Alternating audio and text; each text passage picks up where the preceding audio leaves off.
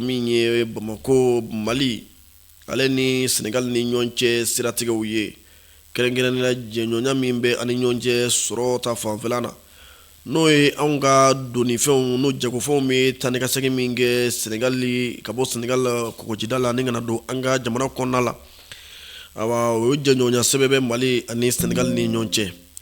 badon o de hukumu kɔnɔna la fɛn min ye Mali minisiri min ɲɛsinnen don Sarabaka ko ni taa ni ka segin koɲɛw ma Madame Dambele Madina Sissoco a ye taama kɛ Dakarikaw fɛ yen nɔ n'o ye Senegal faaba ye i k'a dɔn ka bɛn Novembre kalo tile 17 ma ka se a tile 21 ma taama in kun tun ye min ye i k'a dɔn k'a fɔ o ye ka taa kuma ɲɔgɔnya kɛ Mali ani Senegal ɲɛmaw Senegal minisiri min bɛ yen n'o fana ɲɛsinnen don u ka Sarabaka ko ɲuman o ye Madina Sissoco bisimila u ye ɲɔgɔnyew kɛ i k'a dɔn ɲɔgɔnyew bolola min kan o ye an ka jɛɲɔgɔnya in bɛ lahala min na awa ani Senegal ni ɲɔgɔn cɛ o da sera olu ma Mali ka doniw bɛ bɔ i k'a dɔn Senegal n'u nana kɔgɔji fɛ n'an b'a fɔ olu ma ko conteneurs o kuma n'u bɔra yen u bɛ sɔrɔ ka se anw ma Bamako yan Mali jamana kɔnɔ o kuma awa min ye o minɛn ninnu ye Senegal kɔnɔna la i k'a dɔn a kun bɛ min kan kɛrɛnkɛrɛnnen o de ye o minɛn ninnu lahala ye minɛn minnu bɛ awa Senegal anw ka jagokɛlaw ka minɛn minnu bɛ yen ni u bɛ kunbalanna kunbalan bɛ se ka kɛ awa sɛbɛnko ye wala a bɛ se ka kɛ daluya wɛrɛw ye nka les marchandises maliennes en souffrance au port de Dakar kɔrɔ minnu bɛ kunbalanna ye o kuma Madina wulila ni ka taa ɲɔgɔn faamuya ɲini o koɲɛ in kan ala barika la ɲɔgɔn faamuya min sɔrɔla o ye awa ɲɔgɔn bisimila ani Dr Fatou Diouf ni o ye Senegal fana ka minisiri min ɲɛsin bɛ Sarabakan jikanboli koɲɛw ma ani mɔni koɲɛw ma o kuma ale ni an ka minisiri o ye ɲɔgɔn ye ni ka ɲɔgɔn kuma ɲɔgɔnya kosɛbɛ awa i k'a dɔn kɔrɔfɔ dira Fatou Diouf fɔlɔ ma n'o ye Senegal minisiri ye a ka kɔrɔfɔw kɔnɔna la a y'a jira k'a fɔ Mali ni Senegal ye jamana kelen de ye jamanaden kelen dɔrɔn de ye anw ye an tɛ jamanaden fila in kan an ye jamanaden kelen de ye wa tariku yɛrɛ kɛmɛ k'an kɛ kelen ye fɛnɛ wa ala yɛrɛ ka dali kɛcogo la an sigin bɛ k'an kun ɲɔgɔn na k'an kɛ ɲɔgɔn sigiɲɔgɔn ye an tɛ taa ɲɔgɔn kɔ wa ka fɔrɔ bɛɛ lajɛlen kan Senegal ka minisiri y'a jira k'a fɔ ko n'i y'a ta k'a lajɛ i b'a ye Senegal jamanaden dɔw bɛ yen olu bɛ sigi la ayiwa Mali kɔnɔ yan nka u ka du bɛ Senegal wa Mali jamanaden dɔw bɛ sigi la Senegal olu ka du fana bɛ awa Mali la yan nka u bɛ sigi la Senegal donc an bɛɛ lajɛlen ye kelen ye an bɛɛ ka maa bɛɛ fɛ yen nɔ a y'o kɔrɔfɔ a da sera o ma o kuma awa sigi kɔni kunnafoniw y'a jira k'a fɔ a kɛra sigi sabatilen ye nafama ye o kuma u bɛna baaraw kɛ ɲɔgɔn fɛ baara minnu ni a laɲini yɛrɛ ye min ye o de ye k'a fɔ an ka minɛn minnu bɛ kunbalanna Senegalikaw fɛ yen n'o ye anw ka sɔrɔ bosobaw ka minɛnw ye opérateur économique ye olu bɛ se ka bɔ cogo min nɔ i k'a dɔn awa an ni Senegal cɛ a jɛɲɔgɔnya min ni a taasira dɔ ye an ka taama minɛnko ninnu ye jagokɛlaw ye an ka conteneurs nali ye o ka kɛ fɛn ye fɛn min ni awa ni kura bɛ fiyɛ o la k'a sabati ka taa fɛ barisabula n'i y'a ta k'a lajɛ Senegal kɔni ka jɛɲɔgɔnba a jɛɲɔgɔn min bɛ yen ni o ka girin kosɛbɛ ni jɛɲɔgɔn tɔw ye farafinna gun kan awa o ye Mali jamana de ye n'i y'a ta k'a lajɛ Madina Sissoco n'o ye Mali minisiri ye ale min kun taara ɲɔgɔn faamuya siratigɛ la i k'a dɔn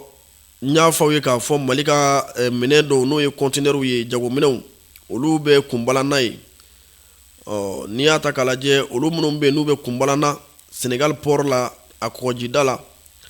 o bɛ tali kɛ conteneur ba fila ani kɛmɛ naani ɲɔngo la conteneur ba fila ani kɛmɛ naani ɲɔngo olu de bɛ kunbalana Senegalikaw fɛ yen nɔ ni Madinɛ Sisoko kun taara walasa o ko ɲɛ in bɛ se ka faamu cogo min ni an bɛ se k'a fɔ ɲɔgɔn faamuya kɔni kɛra a ko la hali ni ayiwa kow ye bɛ tɛmɛ u tɛmɛsiraw fɛ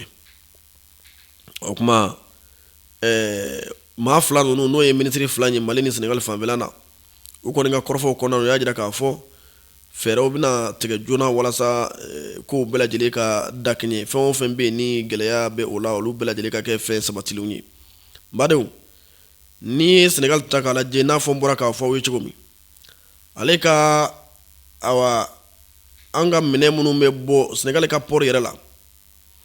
i k'a dɔn a nafa o bɛ bɔ Mali de yɔrɔ barisabula awa a ka kɛmɛ sara la i k'a dɔn Mali ka minɛnw min bɛ bɔ ale fɛ yen kɛmɛ sara la o bɛ taa se fɔ 60 ɲɔgɔn ma fɔcogo wɛrɛ la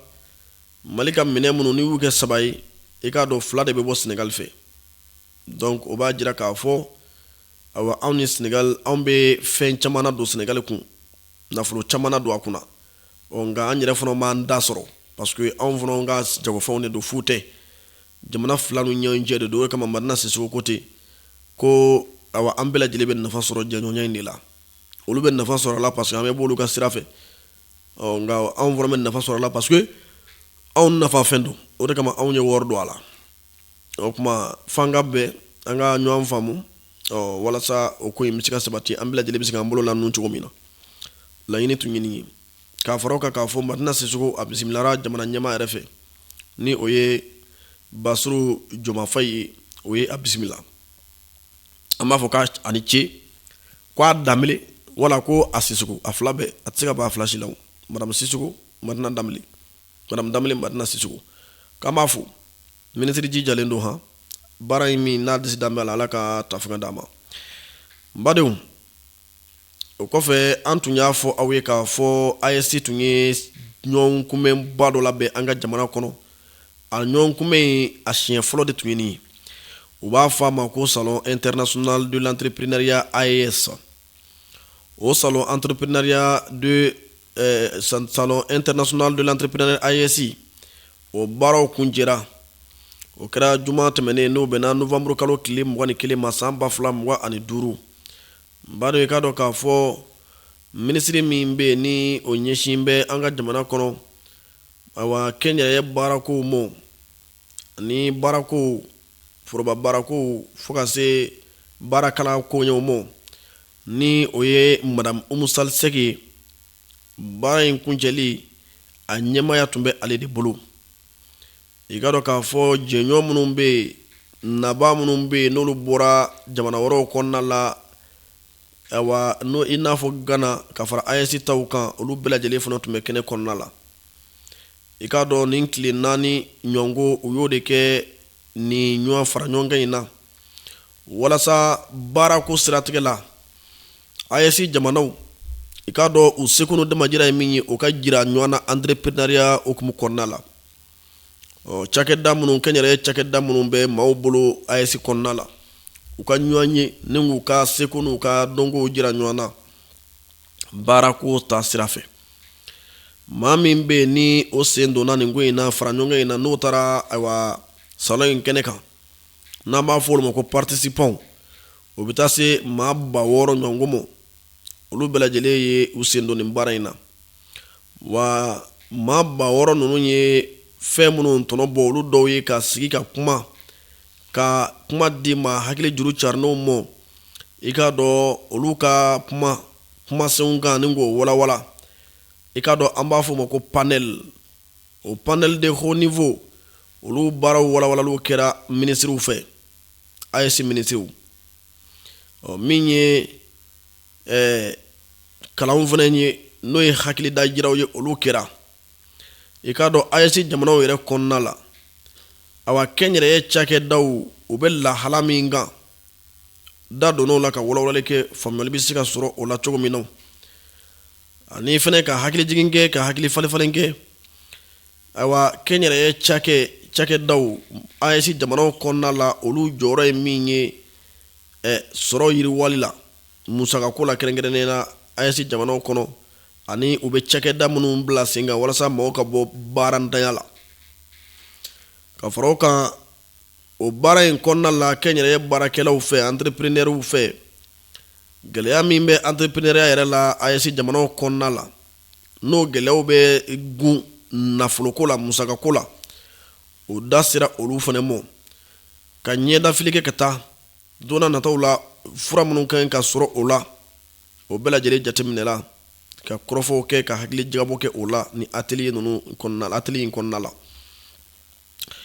ka fila ka hakili jagabɔ kɛ awa kɛnyɛrɛye cakɛdaw olu jɔyɔrɔ bɛ se ka kɛ min ye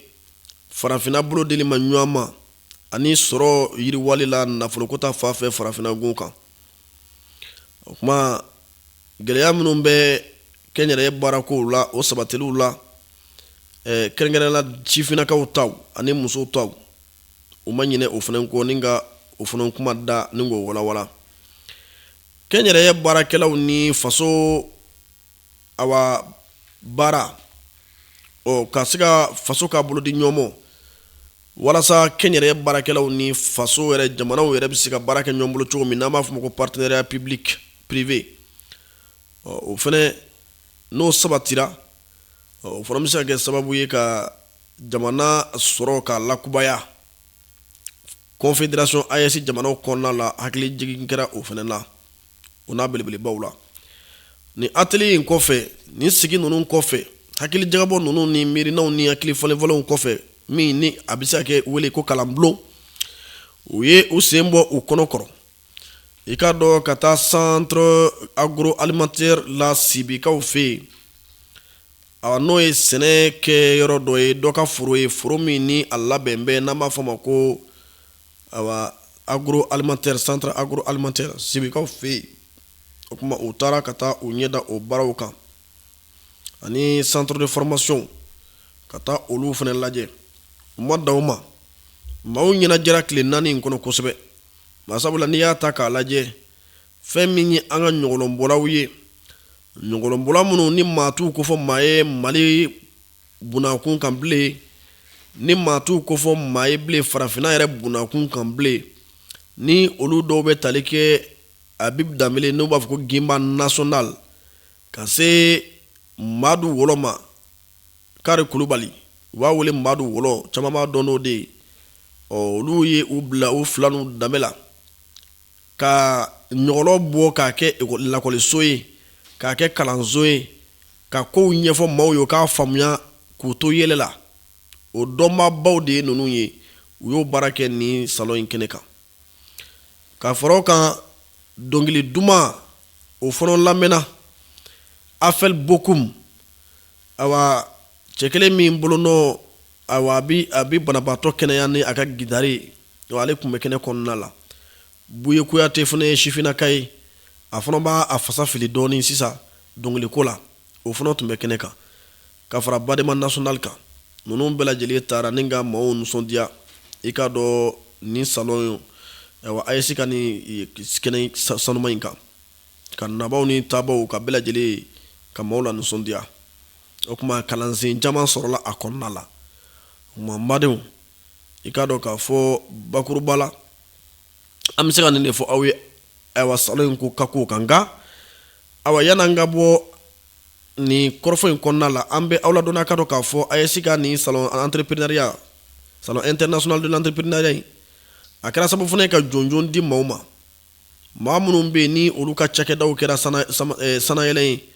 ni u fari ka ɲi ka foni k'u la encourager i k'a dɔn jɔnjɔn kun dara olu ni ɲɔgɔn cɛ dɔw bɛ yen min fɔlɔ ye jɔnjɔnba sɔrɔ ni o ye entreprise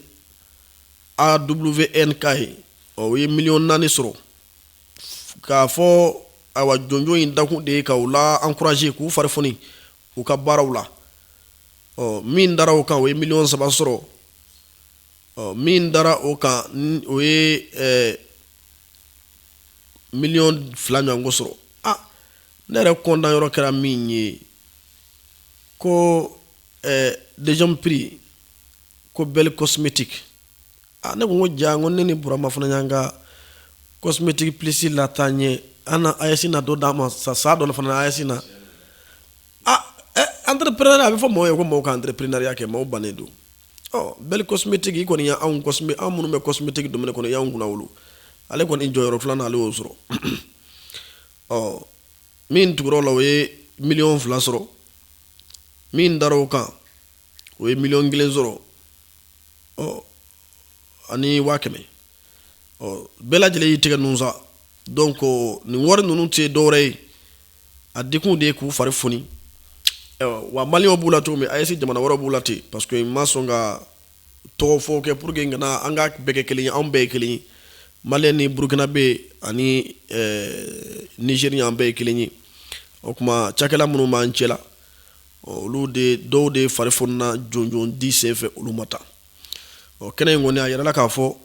abdallah sigira senga asmi goita ibrahim traoré ani general abdurrahman chani uluka hakilna konnala sawore amedo ke sawarata ala ko se wa angena nyana burkina wala niger jamana konnala burama mali ani murtan ni nyonche anda sira korofomo onga halisa akoy mando yade barsabula kunafuni munu mambulu bajira ka fo bunutani be yoro mibbi murtani seganendo de murtani seganendo parce que malika frontière datugu ani murtani ci ani biche akeme toro bilibili bay murtani ma murtani ka bagon ikado ka fo keme sigila abiulo vla lu beka balo sere do malle la de abe na fo ni mali manye murtina moi aka bagan keme sarla biulo vla perda la de donc odunye ko jugu bade mimina murtani soro murtani de mana don won me klola sa ubeka mali deli chogo sugu bela aywa angon da do ko yimila ba mima mais halisa murtani ma dadi de murtani ma dadi alisa ubeka shila alisa amedo okay mali ya datugu ka da gele amunu ngano gele obana ni ala sunama murtani fona mel lafiya aywa ameto kuna foni kono alisa minye anga marabulu nyema enoye joila meta joila marabulu konnala awa préfet obe beleko alebe joila marabulu fe no ya région minye beleko préfet aye kuna fondike ka nyeshi awa gouverneur mo mi be joila kuna joila yere maraka fo nyema aka kuna foni konnala aba jira ka fo abura kalama ko ma marfatigi dow olu tara kata awa kangarida wala ka wajibi do buluda ka di dugu do kada dugu do tege dugu mini awa abe wele ko gegena flala nima fili afo chukula okuma kabe jedugu komini fa komini to ko jedugu ngani dugu intaka la jedugu ne chrétien kacha dugu tigi chrétien dugu de untlanje be chrétien tero su de tara ikado novembre kalo kiletani konondo samba fula mwani duru nege kanya konondo fitri sel doni o kofe est-ce que hallelujah fitri sel yere parce que lu sira 19h wa soro iba soro aluma fitri selu o kuma ko tara ni dugu ngino katafo o dugu tigi ko uluka yeleme ka ke islamawi kaka fa anaka dugu de ku ka yeleme ka ke islamawi ku ka tubi ka ke islamawi kono yera ba do ku tika tubi ka ke islamawi o kuma ku bi wor sara ulu terosuyi o ka alako duka dine o ka chrétien o empo ku bo sara terosuyi ko ka million nani la benga blawlunye ko kuma ko ye awa o ka chrétien emboyi k'u taara nin de fɔ dugutigi ye. O kuma sous-préfet ye kɔrɔfɔ lase ale ma, Joyila sous-préfet, ale fana ye préfet ye, ale y'a lase gouverneur ma ko a b'a ɲini Mali ɲɛmaaw fɛ o ka wulikajɔ dɔ bila sen kan walasa sira min ka kɛ min ye o kana se Joyila marabolo in kɔnɔna la. An bɛ dugawu kɛ inshallah Ala ka kɛ u lakanabaa ye. O kɔfɛ an bɛ aw ladɔnniya ka dɔn k'a fɔ tajiko bunakun kan. Mali ɲɛmaaw walasa maliden bɛ se ka taji sɔrɔ cogo min nɔgɔya la, u ye bolonɔbila kɛ sɛbɛn dɔ la, bɛnkan sɛbɛn don. U ye o kɛ ni an ka jamana sɔrɔ busobaw ye minnu bɛ tajiko okumu kɔnɔna la. Bolonɔbila in senfɛ minisiri min bɛ n'o ɲɛsinnen don an ka hoteliko, an ka cakɛda minnu bɛ n'o ye an ka bamayɛlɛmali cakɛdaw n'o ye industrie ani an ka jagoko, o minisiri Musa Alasani Jalo ale tun bɛ a kɛnɛ kan, ɲɛmɔgɔya tun bɛ a bolo nin ko in kɛnɛ kan. Ani maa minnu ye baara in kɛ ɲɔgɔn fɛ n'olu ye sɔrɔ busobaw ye tajiko lahala kan, o ye jɛkulu fila ye. Jɛkulu min n'o bɛ tali kɛ groupement malien des professionnels du pétrole GMPP ani groupement professionnel des pétroliers GPP. O kuma ani olu de ye ɲɔgɔn ye kɛ ni ka bolonɔbila kɛ sɛbɛnna Mali jamana ɲɛmaaw tɔgɔ la tajiko nɔgɔyali siratigɛ la. Badenw, laɲini ye min ye o de ye ka se ka bɛnkan in bila sen kan walasa ni taji bɔra jamana kɔ kan Gana, n'a nana se douaniers ma, i ka dɔn taji kana mɛn douaniers bolo yen k'a kun kɛ olu ka baaraw ye, baaraw kɛcogo yɛrɛ lahala ye. O kuma fɛɛrɛ ka tigɛ walasa ni taji donna douaniers fɛ yen a kana tɛmɛ waati dɔ kan, walasa ka se ka bɔ ka taa an ka taji tilakila yɔrɔw la n'o y'an ka station service ye. O hakilina in dira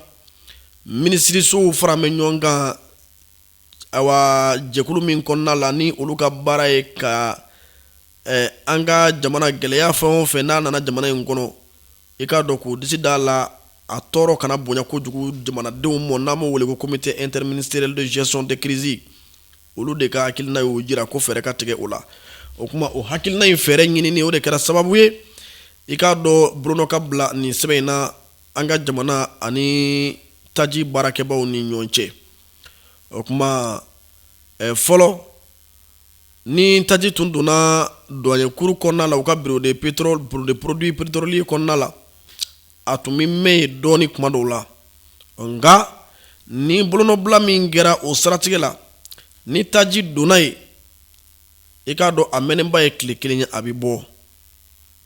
Citerne tɛ taa jɔ aran na bilen olu fɛ yen, ka sɔrɔ jamanadenw mago bɛ taji la.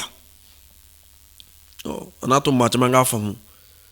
taji ko tun tɛ cogo min, an b'a fɔ maaw ye kuma bɛɛ